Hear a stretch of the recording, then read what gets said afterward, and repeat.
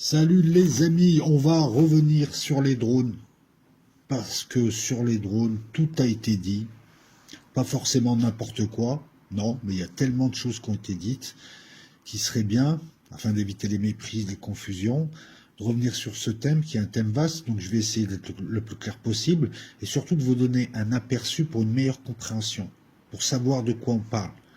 Parce qu'en matière d'armement, voilà, je veux dire, parler d'un Bayraktar et en même temps parler d'un drone ukrainien qui tape des chars, c'est deux choses différentes. Si on les mélange, c'est qu'on n'a pas tout compris. J'aimerais vous parler d'une révolution d'ampleur équivalente à celle de l'arrivée du missile dans les années 60. J'aimerais vous parler, pourquoi je te vous vois, je vais te tutoyer, d'une rupture tactique majeure.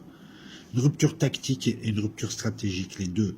La différence entre les deux. La rupture stratégique, c'est l'IA, plus le quantique. Une fois connecté, tous les spécialistes le disent, hein. Moi je ne le sors pas de mon cul, ça. Ou d'un scénario, ou c'est les spécialistes qui disent, lorsque l'IA sera couplée au quantique, c'est fini.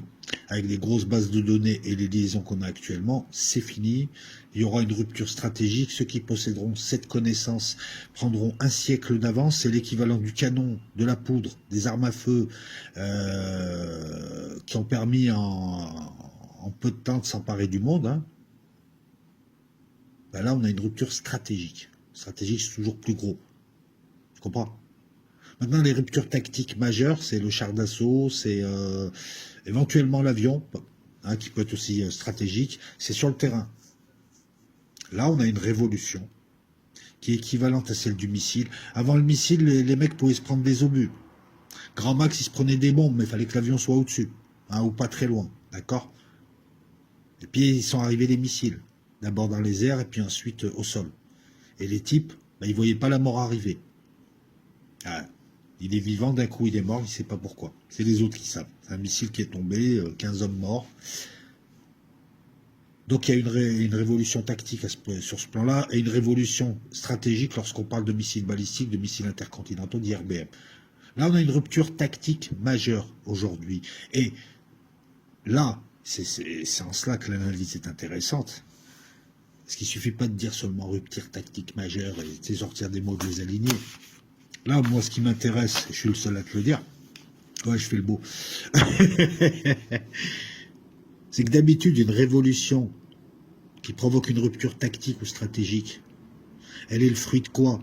D'une technologie nouvelle, d'une technologie qui connaît un bon, on a découvert un truc qui permet ça, puis tiens, on va pouvoir faire... Tu comprends? C'est une technologie nouvelle.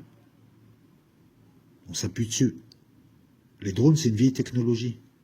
Ça a plus d'un siècle. D'accord? Les drones radiocommandés, ouais. Les Allemands en 14 utilisaient des drones explosifs terrestres, radiocommandés, filaires. Mais tu pouvais aussi, en 14 et à partir de 14, on utilisait aussi les drones qui veulent dire bourdon, comme avions cibles. C'était des avions radiocommandés qui passaient puis, dans la marine, et puis les canons de la marine se faisaient la main dessus. C'est la première utilisation d'un drone. Là, on a une vieille technologie donc, et c'est pas la technologie elle-même, c'est l'utilisation de cette arme qui était vecteur, qui va devenir projectile, ça aussi c'est important de le constater, qui fait la rupture. Tu comprends? D'habitude, ce qui fait la rupture, c'est le quantique, l'IA, c'est des trucs nouveaux qui arrivent. Tant qu'ils s'installent, et puis on commence à découvrir un petit peu leurs propriétés, ce qu'ils peuvent apporter, etc. Et puis les techniciens font que, à la fin, ça débouche sur des applications qui aujourd'hui s'apparentent, enfin, qui il y a encore un siècle s'apparenteraient à de la magie. Là, c'est une vieille techno qui amène la révolution. On a redécouvert l'eau chaude, tu comprends? Sauf que là, on s'est aperçu que l'eau chaude, on pouvait s'en servir, la chaleur de l'eau pour autre chose, etc. On a un gros bourdon. Drone, ça veut dire bourdon en anglais. Et d'ailleurs, ce bourdonnement caractéristique, un petit peu comme les mobylettes, hein, qui ont un bourdonnement de machine à café, là, on a un bruit caractéristique. Ce gros bourdon, qui était à la base une cible, t'as évité de détruire des avions, si tu voulais t'entraîner, ouais, ça coûte cher, est devenu un œil, puis un vecteur, puis un projectile, Puis aujourd'hui, tu as l'impression que c'est un couteau suisse parce que tu peux l'utiliser dans tout. Il y a une utilisation duale du drone, c'est-à-dire militaire ou civil avec le même drone. Tu peux surveiller tes champs, tu peux surveiller tes moutons, tu peux surveiller ta propriété, tu peux aller faire tester l'air dans un endroit où tu penses que l'air est radioactif, etc. avec ces couteaux multi-suisses. Et comme c'est dual, c'est en cela que ça a été révolutionnaire. Et oui, les drones sur le marché civil peuvent avoir une utilisation militaire comme arme par destination. On parle d'un truc, là, qui est à peine au-dessus de l'aéromodélisme. Tu comprends? Il est entre l'aéromodélisme et l'ULM. J'allais dire l'aviation légère, très légère. Ce truc met en échec aujourd'hui des technologies à plusieurs milliards, pas seulement en tapant des chars, des véhicules blindés et des cibles à haute valeur ajoutée, mais parce que ces cibles qui doivent être défendues différemment, aujourd'hui, occasionnent beaucoup de frais. Pour protéger des endroits aujourd'hui, on doit aussi les protéger des drones, des missiles, des hélicoptères, des incursions terrestres, de tout un tas de trucs, et donc il y a des couches qui se rajoutent. Ça coûte cher. Et la guerre, c'est une histoire de coût. Tout est une histoire de coût. Et on revient à Frédéric Delavier. Toute la vie est une histoire d'énergie et d'information et le coût pour exister ou pas. Et le secret, c'est la moindre énergie, comme dans la vie. Dépenser le moins d'énergie possible, devenir un neutrino. Bref, je suis en train de dériver. 14-18, le drone, le Bourdon, est un avion cible radiocommandé. C'est une période de bouillonnement. On voit arriver le char, on voit arriver l'aviation, on commence à essayer de trouver des doctrines d'utilisation. Je t'ai parlé du char sympathique jusque dans les années 50, où là on commence à comprendre qu'il faut faire du choc de la masse, comme le voulait De Gaulle. L'avion, le radar, tout un tas de, enfin, le radar, tout un tas de trucs qui arrivent et avec lesquels on fait joujou. Ce n'est qu'à partir de la Seconde Guerre mondiale qu'on a commencé à se dire, avec l'expérience, le retour de terrain, que ça serait bien peut-être d'utiliser des drones pour observer le champ de bataille, le surveiller, et puis surtout voir lorsqu'il y a des tirs d'artillerie pour les régler, puisque les tirs d'artillerie, par définition, ton artillerie, elle est derrière, elle tire un tir courbe. Il y a l'artillerie directe de terrain, c'est les chars, c'est tout ça, mais ton artillerie, elle est derrière, elle fait des tirs en cloche au-delà de l'horizon. Donc comment elle fait pour savoir si elle est réglée ou pas? Comment elle se règle? Pendant longtemps, on envoyait des gens. Très très près. Ah, il y a des sections rapaces, enfin, ça avait différents noms. C'était compliqué, hein. T'es à quelques centaines de mètres des fois, peut-être un peu plus, et tu observes où ça tombe et tu règles à la radio. Dans un no man's land, tu essaies de trouver une colline, c'était compliqué de voir les tirs d'artillerie pour les corriger. Alors il y a eu tout un système aussi, les Allemands qui connaissaient le terrain, par exemple, maîtraient le terrain, donc avaient des repères qui leur permettaient, sans voir le terrain, de se régler, etc. Bref, je rentre pas dans ça. On s'est dit, tiens, on envoyait, pendant la Seconde Guerre mondiale, tu vois, quand tu fais un bombardement massif, avant, en général, tu as des avions qui sont passés pour voir les cibles, en faisant des photos, pendant la Seconde Guerre mondiale, hein.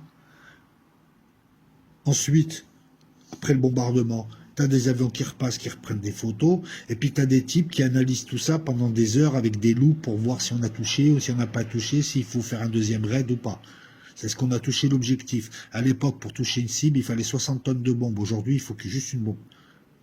Elle va directement. C'est les merveilles du guidage. On a numérisé le terrain, voilà.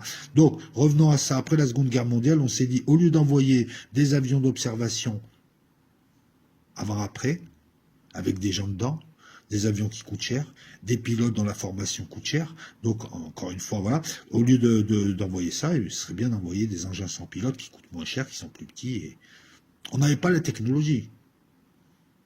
On avait un début de technologie. On avait une volonté et on avait un besoin. Mais entre les deux, la technologie qui fait le lien entre je veux et je peux, oui, elle n'était pas là.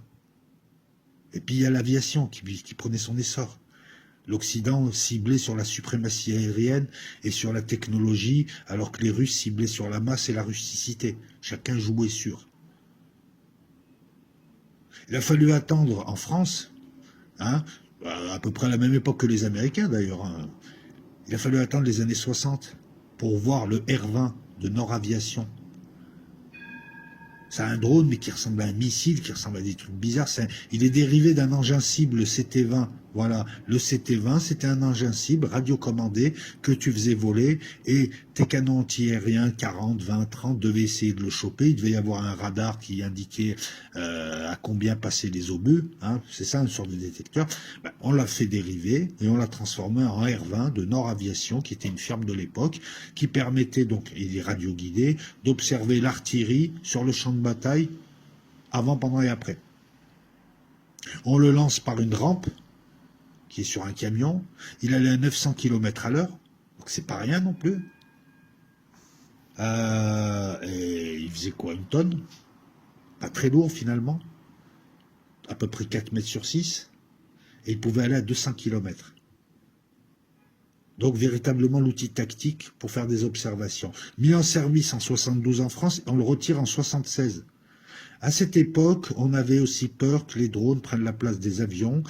Les armées de l'air ne voulaient pas. Les armées de l'air ont eu du mal avec les ALAT, c'est-à-dire l'aviation légère de l'armée de terre, par exemple en France. Ils ont eu du mal que l'armée de terre ait quelques hélicos et quelques avions de troisième génération pour faire des repérages. Ils ont eu du mal avec ça déjà.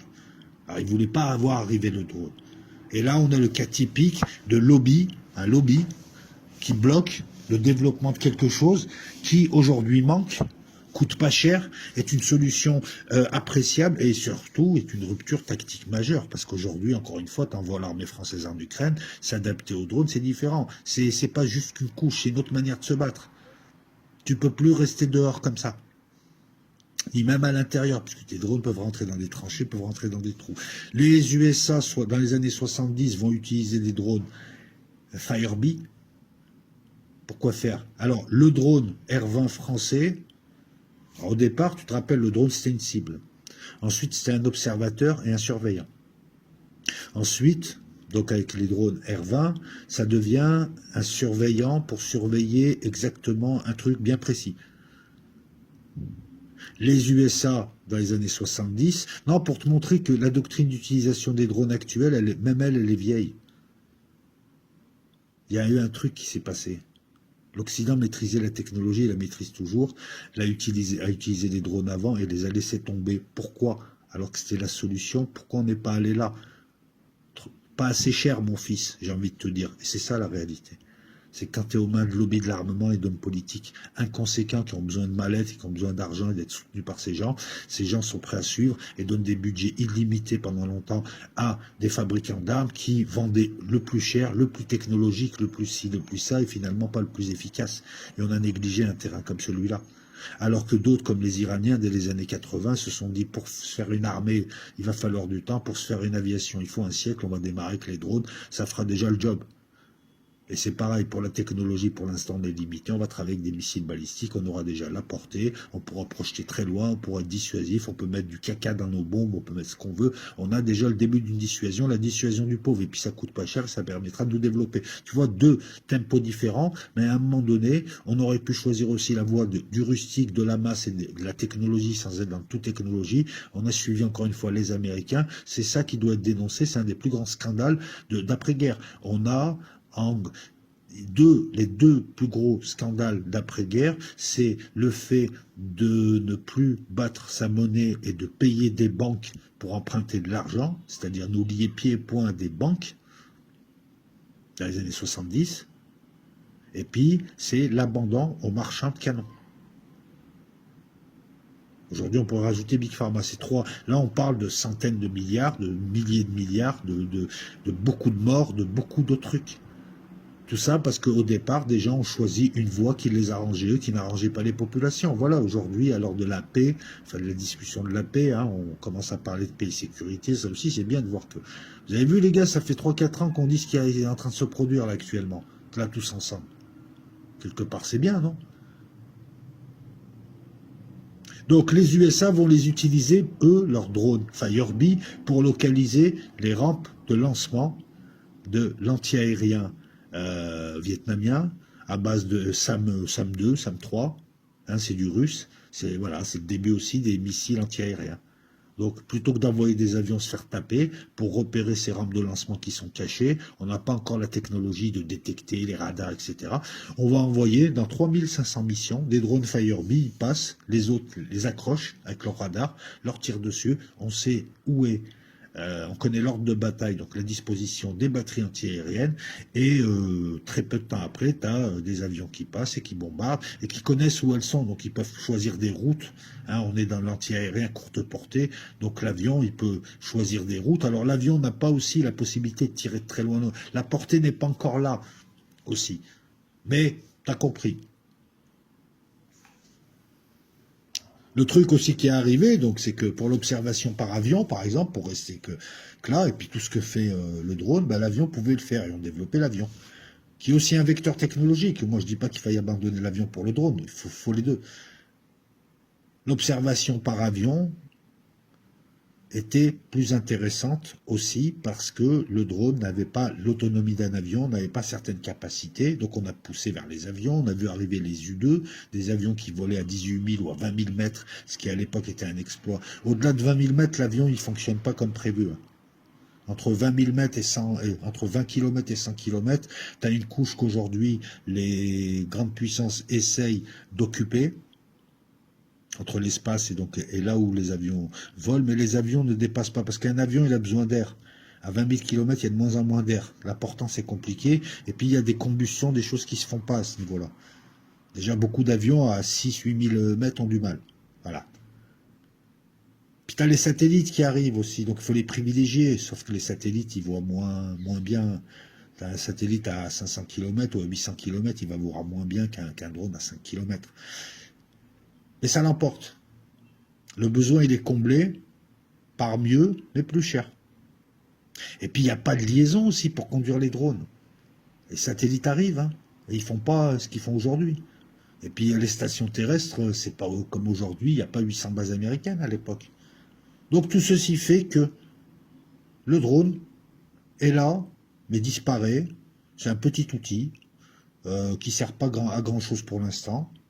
Et on commence à l'oublier. Les Israéliens, mais tu vois que toutes les fonctions qu'il a actuellement, les petits drones, les drones low cost, notamment, mais tous les drones, ben, elles sont déjà là.